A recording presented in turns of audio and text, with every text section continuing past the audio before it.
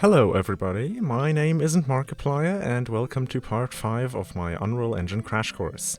So, in today's episode we're gonna learn the basics of creating a user interface. We're gonna create a HUD that will display whenever we play, and all it will contain is a little text at the top right corner of the screen that says how many coins we collected, so like a coin counter. And, that's it. But there's a surprising amount that can be learned from such a simple example. So, let's get right into it. So the system we're going to use is called UMG, or Unreal Motion Graphics. That is good to know in case you want to look it up in the docs.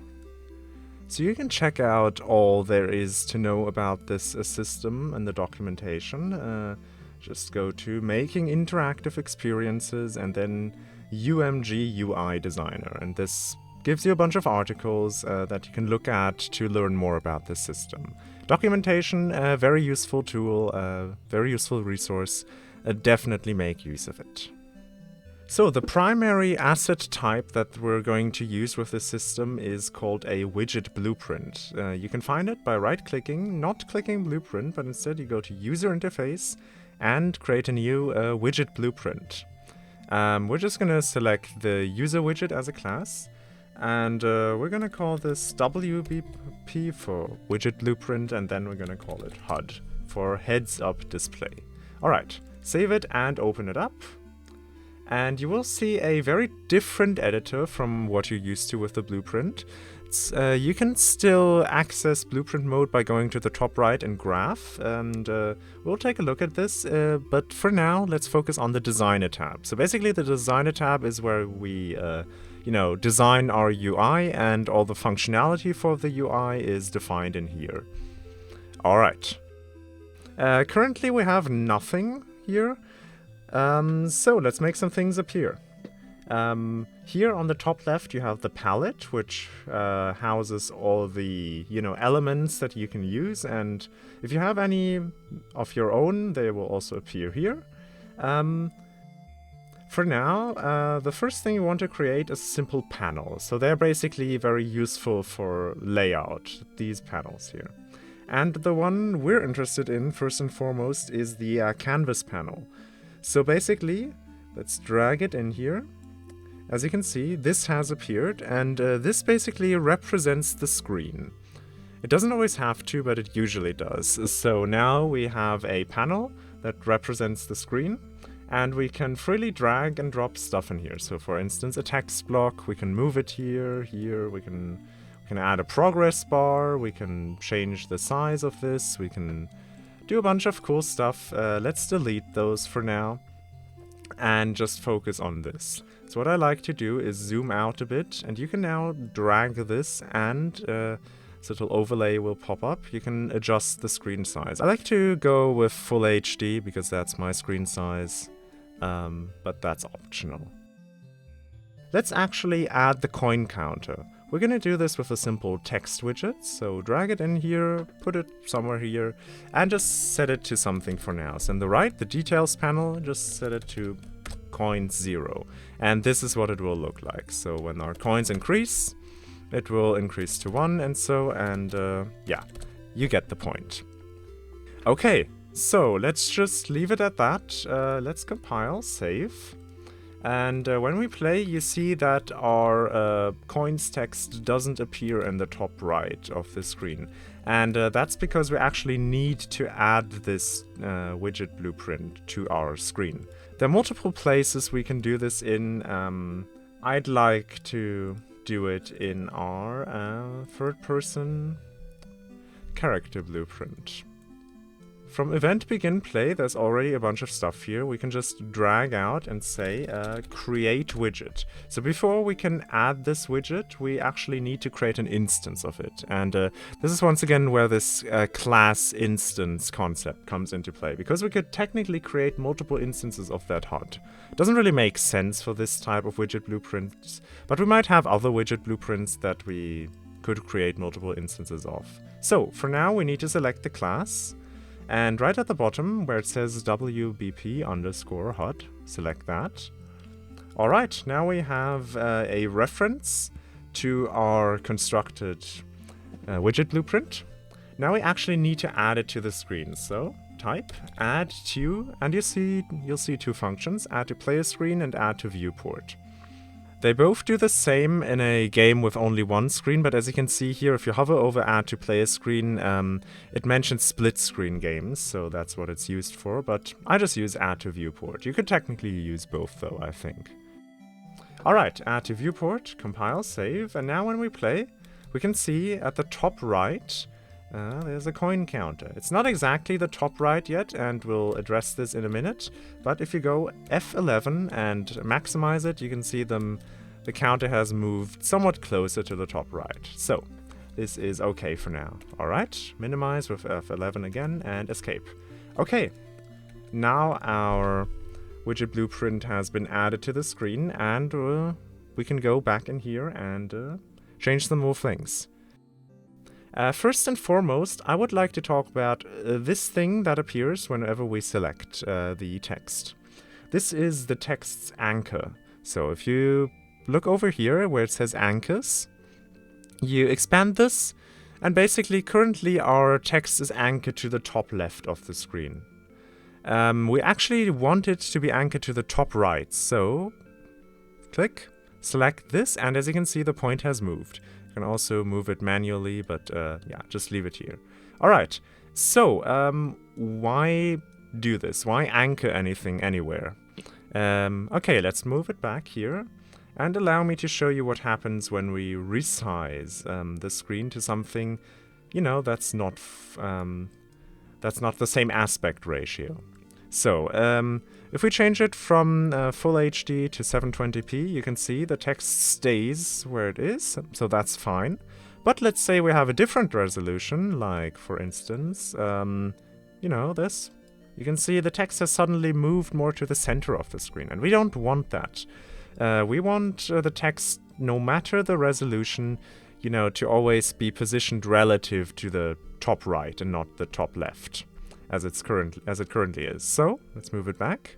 Top right. And now when we change it, ooh, look, it sticks to the top right, which is exactly what we want. You know, in case a user has a wide screen, we don't want the HUD to be all messed up because of that. You know, not everyone has the same screen resolution, and this system makes it easier to, you know, make UI look good and relatively similar on all screen sizes. Obviously, it gets a bit different if we have something like a touch UI. In case we're making a mobile game, but we're not. Alright, one more thing we can do is we could adjust the text to be, you know, to be bound to the right. I'm actually not gonna do that, but that's okay if you wanna. I think this is a good position to leave it in. You can fine-tune it over here if you want to. The size doesn't really matter for text. You can actually do size to content, and it will perfectly snap this little box to, you know, whatever text you have in there. You can do that if you want to. It doesn't make much of a difference. And you can obviously adjust the location here to get it precisely where you want it to be. Okay, one more thing I'd like to show you is actually this alignment thing. This is related to the pivot point. So basically, you know, you have an X and a Y coordinate, no Z coordinate, which basically determines the positioning of this widget. And this position is influenced by the anchor. So if we change the anchor, you can see the position gets adjusted automatically. But it is also influenced by the pivot point. So the pivot point is basically, you can imagine it as a little invisible point on the widget, and currently at 0, 0 it is at the top left. So basically the positioning is also influenced from the top left, because that's where the pivot point is. You can see this more clearly if I set the X position to be 0, which positions it right on the edge, you know, because the pivot point is here. So this is where the widget is considered. But if we change the pivot to be at the top right by setting this value for X to 1, you can see it suddenly aligns with the top, you know, the right side suddenly aligns with the right side of the screen, which is great, because now we can say we want it to be 32 pixels, you know, or 32 units from the right, and now we can set this exactly. If we had kept the pivot on the left side, then we would have needed to add, you know, the width of the widget here. And, you know, it can change. Let's say we have 99 coins. It suddenly got wider. And this is why it makes sense to, you know, have the pivot there, because if we set it back to 0, you can see it has adjusted accordingly, and it didn't move, you know, any further to the right, even though the text got longer. All right. And you can obviously change that with Y as well, in case you want to say, if you set Y to 1, then then the pivot is here now, and thus the top of the screen, you know, the bottom right aligns with the top of the screen. But 0 is actually what we want, and then we can set it to 32, and now it's perfectly positioned here. Okay, nice. This is pivot, anchoring, and positioning. All right, we have our UI. The design part is done. As I said, it's really not a lot, but we still need, you know, the coin counter to actually, you know, increment whenever we collect a coin, because currently it's not very effective. You can see we collected 3 coins, but the text still stays at 0. That's not what we want. Okay. So, we could do this directly in the graph here. You know, there's a tick function that works just like it does in our other blueprints. We could, you know, update the coin value every frame there. This would theoretically work, but it's not that efficient. So what we're going to use is bindings. Under content, text, go to binding and create a new binding. This will basically create a new function. And now, whatever we put in here as the output values, for instance, USD, this will be what the text will be set to. So if we play, you can see, all right, it has been set to USD. But obviously, we want to, you know, change it to something like coins, and then the amount of coins. So how do we do this? Well, first off, we need to check where are our coins actually stored. And that's in the character blueprint under variable called coins. So we're gonna use, we're gonna get the character with get player character, and we need to cast it because this gets a character, not a third person character. So if we try to get coins here, you can see nothing appears. So remember casting. We basically tell it, you know, this isn't just a character, this is an instance of the third person character. And now I can say get coins. And when the cast has actually succeeded, we can just say, all right, let's drag it in here. As you can see, I dragged this in here and it automatically created this little conversion function to text. You can expand and you can change some things here. But because, you know, an int isn't a text, but Unreal is smart enough to know that it can just insert this function between them and it will work. All right. Compile, save, and let's play. And let's collect some coins.